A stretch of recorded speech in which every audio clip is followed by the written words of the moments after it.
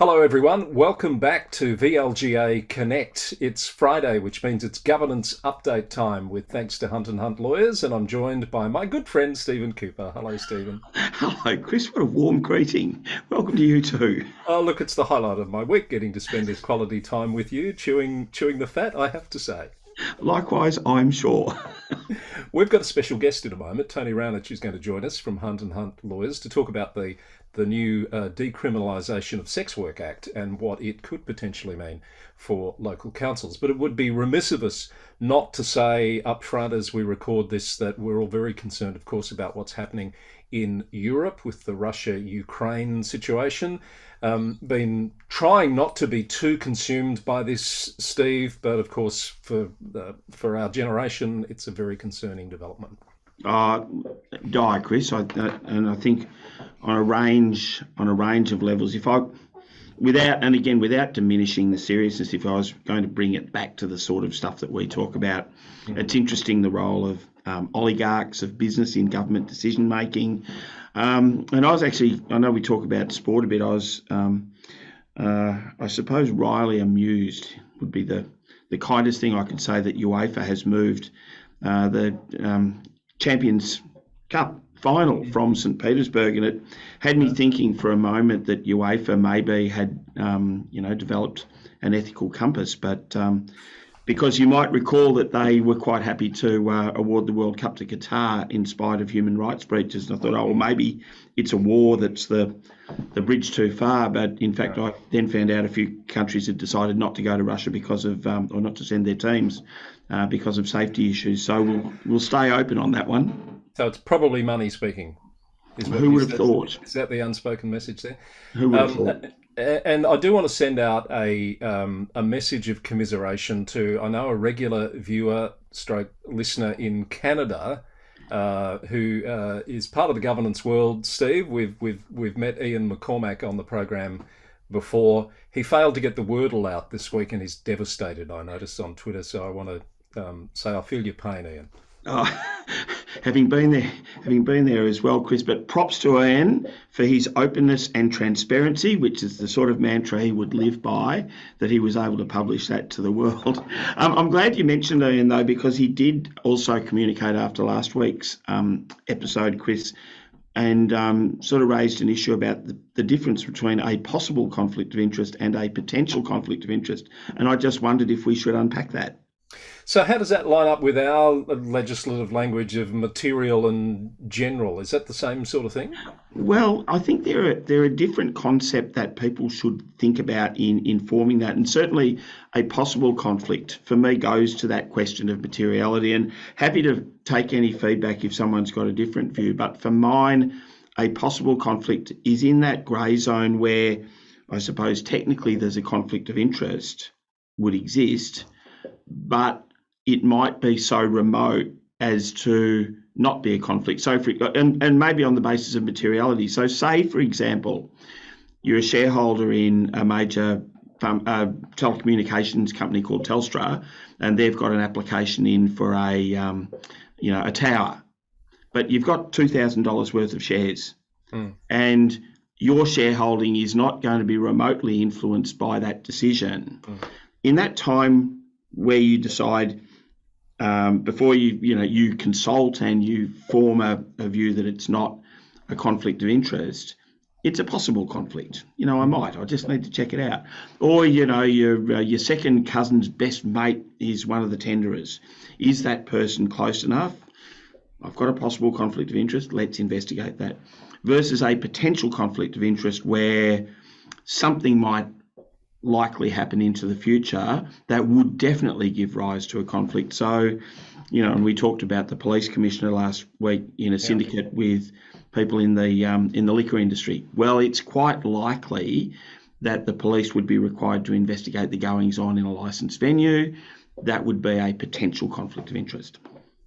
That's So my what this all disclaimer. says to me, Steve, is that no one's really come up with a way to make the whole conflict of interest regime simple and easier to understand. No, and we've said that all the way along, Chris, that less words in the Act and less categories requires actually more thinking and more talking about the issues so people aren't blindsided. All right, good one. Let's pause and bring in our special guest, Tony Raunic from Hunt and Hunt Lawyers. And Steve, it just so happens we have with us to try and shed some light on what this all means for councils this morning. Tony Raunic from Hunt and Hunt Lawyers is here. Hi, Tony. Hey, Chris. Hey, Steve. Hi, Tony. Thanks for having me back on. It's been a while, and congrats on the governance update. I think you're approaching 250 episodes. Well done.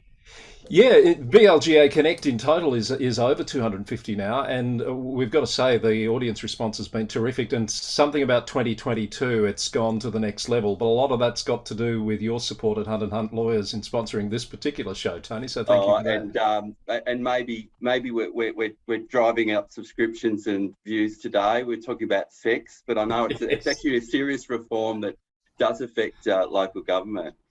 It is. So perhaps just a quick explainer, what is the new legislation, what's the intent of it, and how likely is it to cut across what councils do? Absolutely. Well, the new legislation is the Sex Work Decriminalisation Bill. Hasn't passed and become an act yet, but it's gone through the lower house of Parliament, gone through the upper house, so it's coming back to the lower house. We'd have to assume that it's likely to pass given the government have the numbers. Essentially, the government takes the view that the really onerous regulatory controls, the criminalisation of sex work generally has really stigmatised sex work. It's encouraged sex workers and businesses to operate under an unlicensed type regime, which is, creates more vulnerability for people working in that area, more higher levels of victimisation. And a decision's really been made that let's take sex work out of a separate regulatory regime and deal with it like we would with most businesses. So sure, subject to regulation, but remove some of the discrimination and stigmatisation that has led to some of those, quite dramatic impacts on people working in the sector. Tony, there's a bit of a rich history with local government being involved in regulation of sex work, particularly under the Planning and Environment Act. What will be the impact of the decriminalisation on the planning powers of the council, do you think?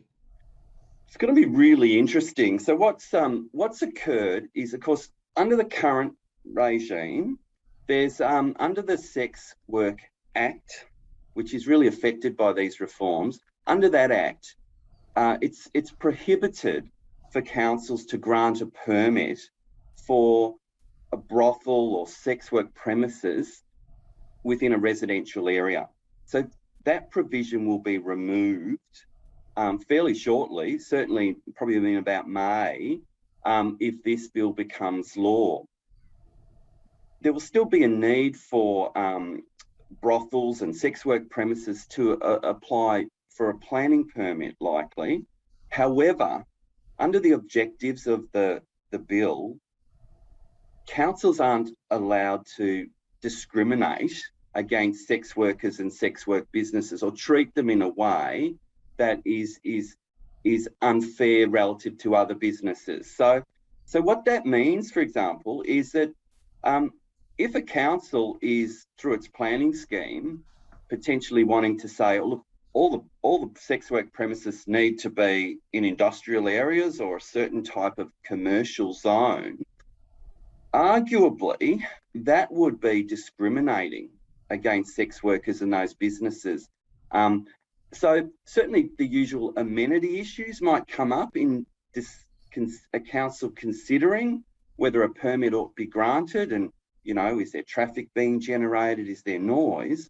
But just a blanket prohibition on businesses of this sort in certain areas may well be regarded as being inconsistent with the objectives of the Act.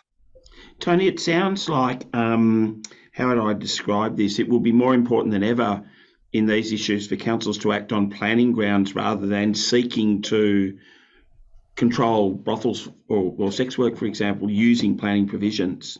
Oh, absolutely. That really is much of the, the aim of this bill. That taking out some of those. I mean, we were all know, there's these social mores, religious mores about sex work, and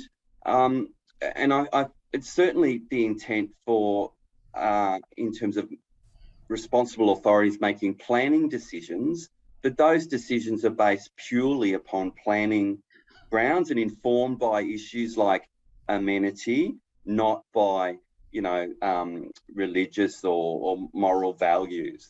Yeah, which is going to be a real pressure for councils, isn't it, when communities might be really wanting councils to act for the reasons you just described? Absolutely. There'll be elements of that. But I should say that there will still be some level of control.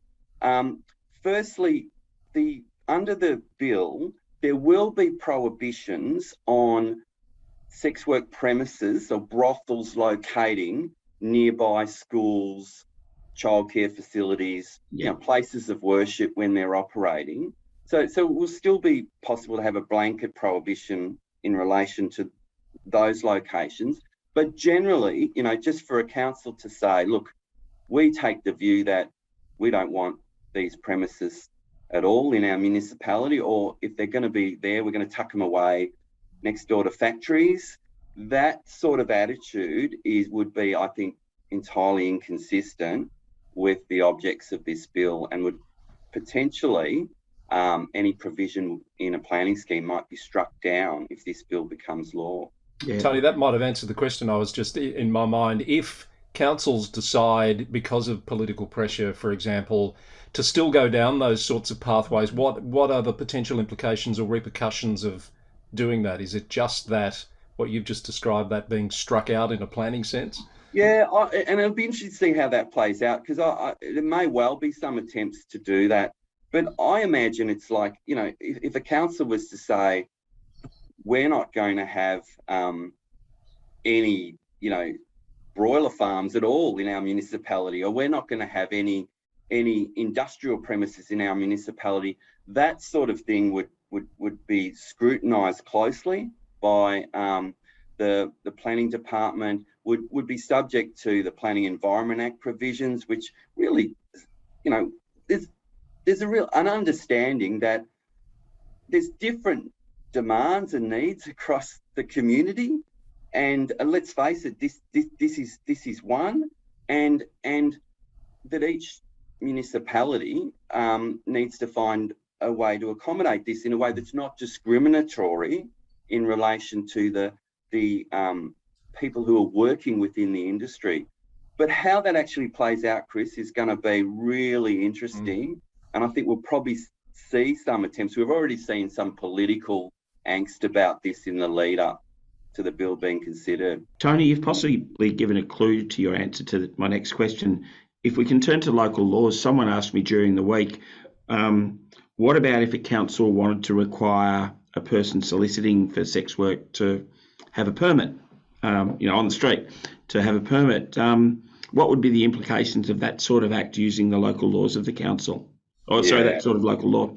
Yeah. So and you're right, the bill does require local laws to be consistent with the objects of the bill in terms of being non-discriminatory towards sex workers. So whilst we're unsure ultimately what the regulatory regime is going to look like, because that's in the second phase of the bill's introduction, that will come in if the bill becomes law on the 1st of December 2023, and there'll be some consultation up to that point in terms of who plays what role. What I would say is that we have to frame this along the lines of, are we treating someone who is selling a service in a discriminatory way?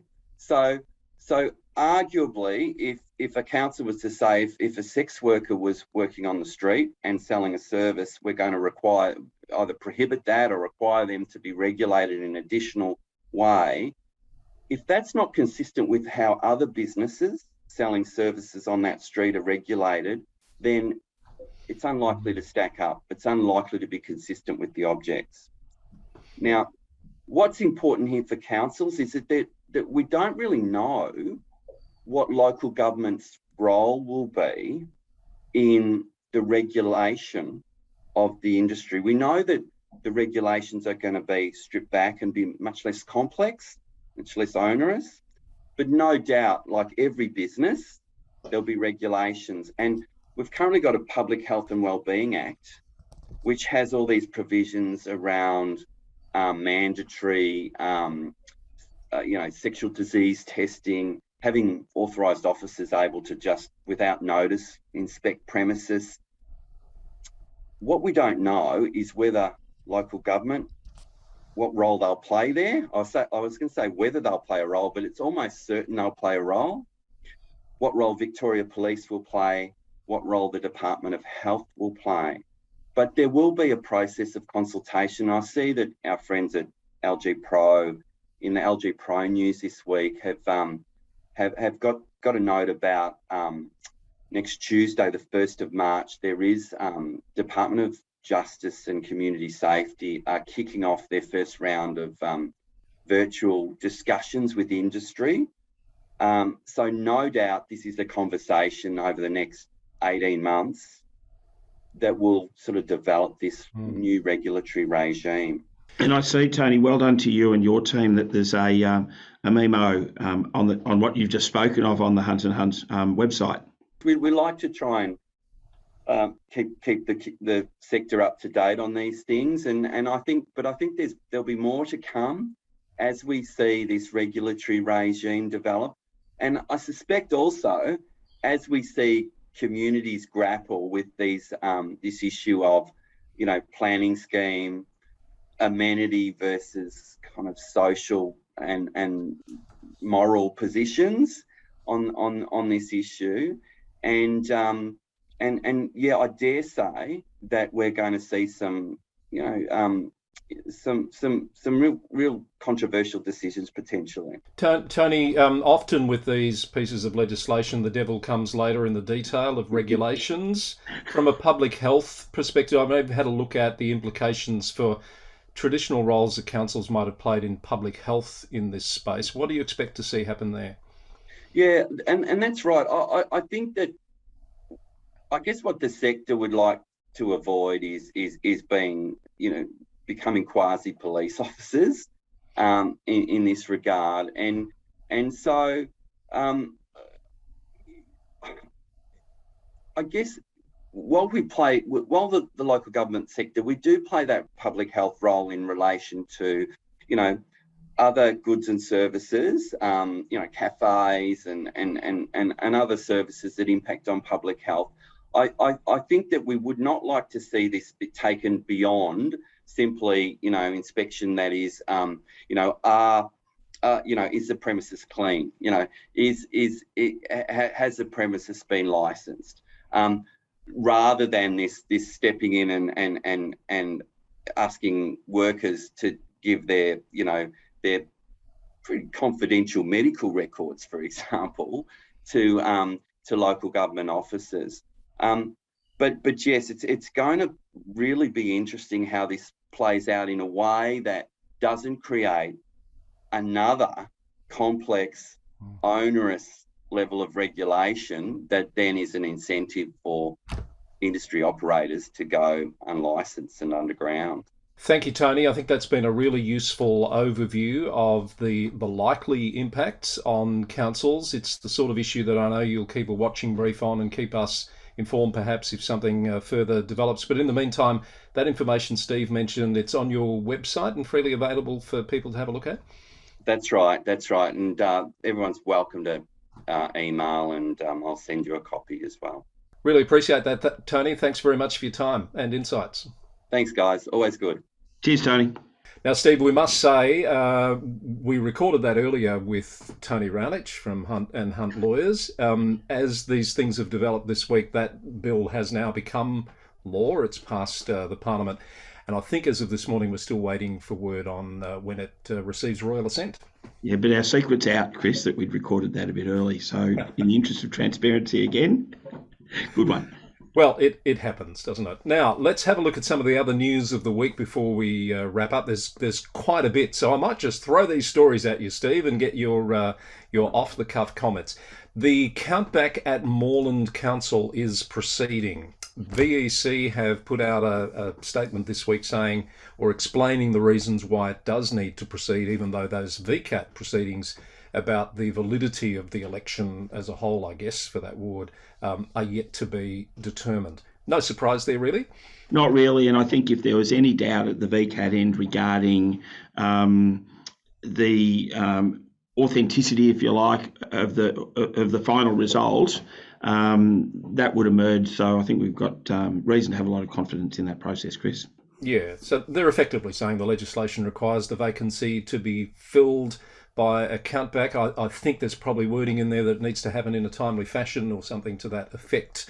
So 16th of March at 10 a.m. is when the countback to fill the vacancy created by the resignation of councillor Millard El-Halabi will occur. More details in the show notes. Interesting one that caught my eye this week, Steve, and I know it did yours as well, a statement from the local government Inspectorate about a matter that's obviously been on foot for a little while, involving real estate agents and ballot packs in the last Melbourne City Council election. I've got to say, Chris, I was completely blindsided by this. I didn't see it coming. And who would have thought that real estate agents would think that they can fill in the ballots of candidates? And I presume that the Inspectorate have taken the view, that's a pretty widespread view, we better get some information out. And given the number of them, that there was no real merit in prosecution. And it's a reasonable thing for authorised officers to show some discretion.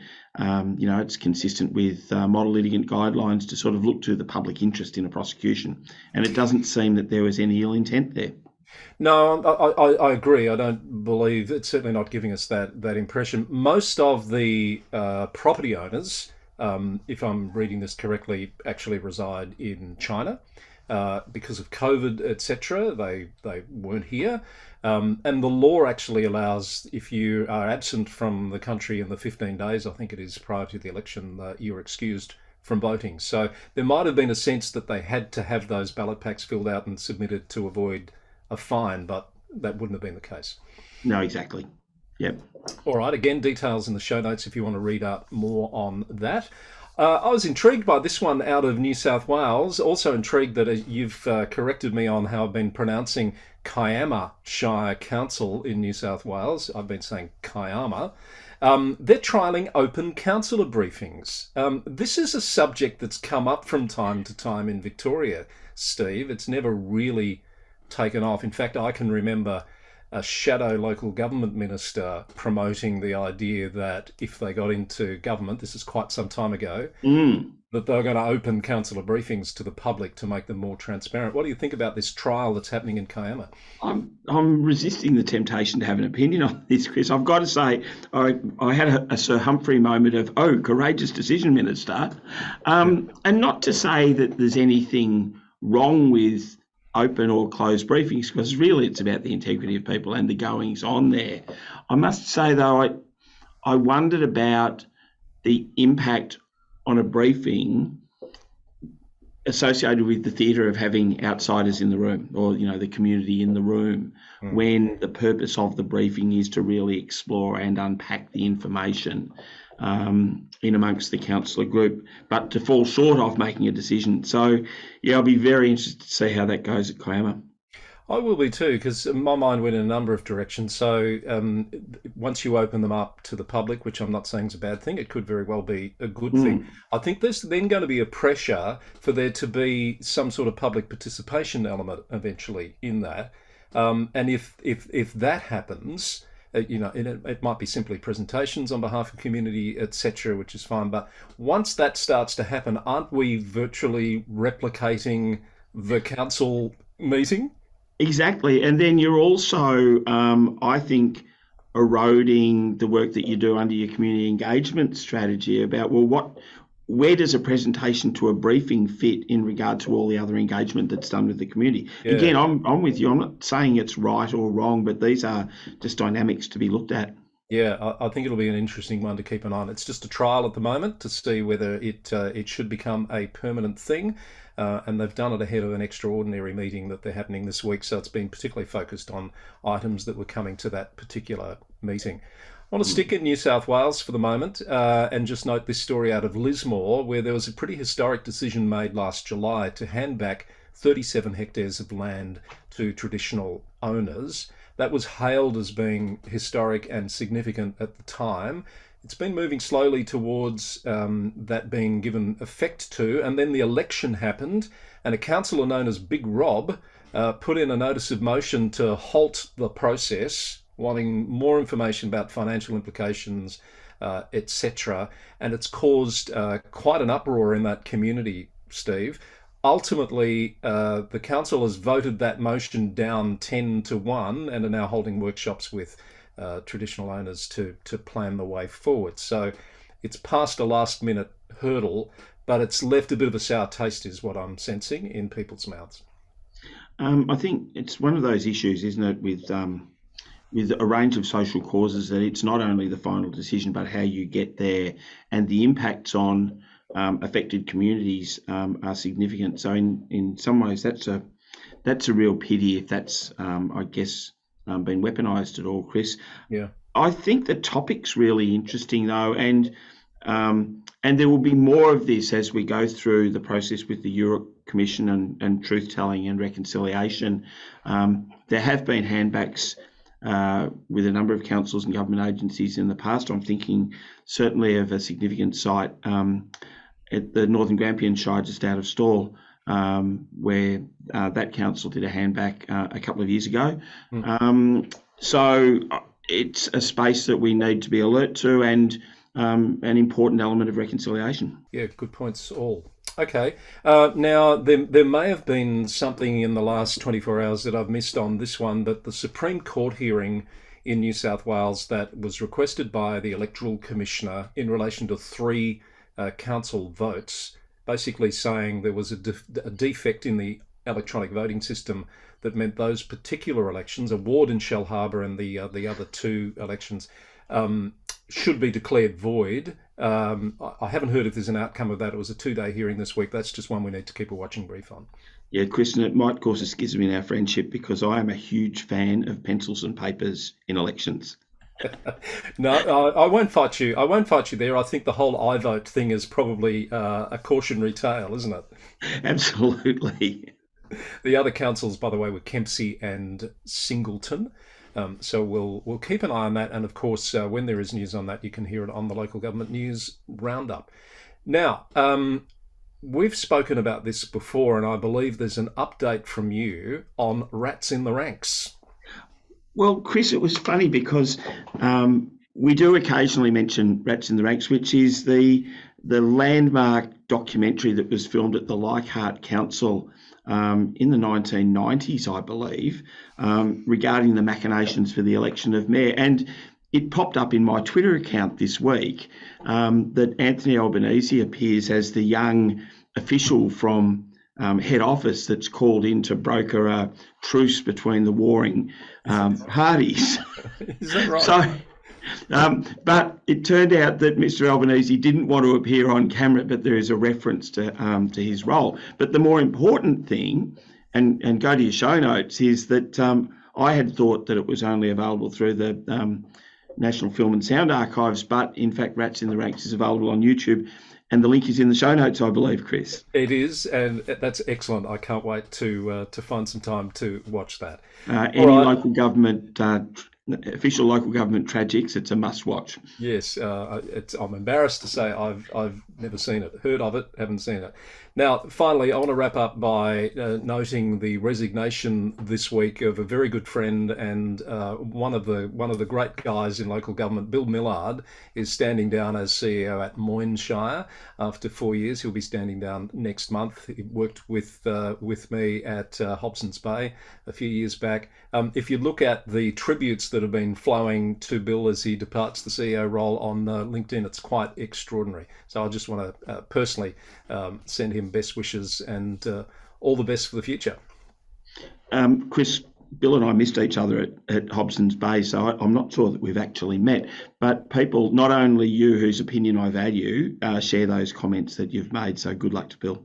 Absolutely. And if you're like me, keeping an eye on CEO movements around the sector, I'm running this experiment, as you know, on the Roundup website of CEO changes during this term of council. We're at 26 now, and there's 6 currently up for grabs, can we say, in terms of CEO roles. So watch this space. All right, thanks, Steve. That's where we'll leave it for this week. That's a lot of information we've packed in today. We'll come back and do it all again next week with thanks to Hunt and Hunt Lawyers, our terrific sponsors. And of course, Fast Track's not far off. International Women's Day morning tea, a lot of VLGA activity coming as well. And as always, you'll find the details on the VLGA website. Thanks, Steve. Thanks, viewers and listeners. And we'll see you again soon on the governance update from VLGA Connect.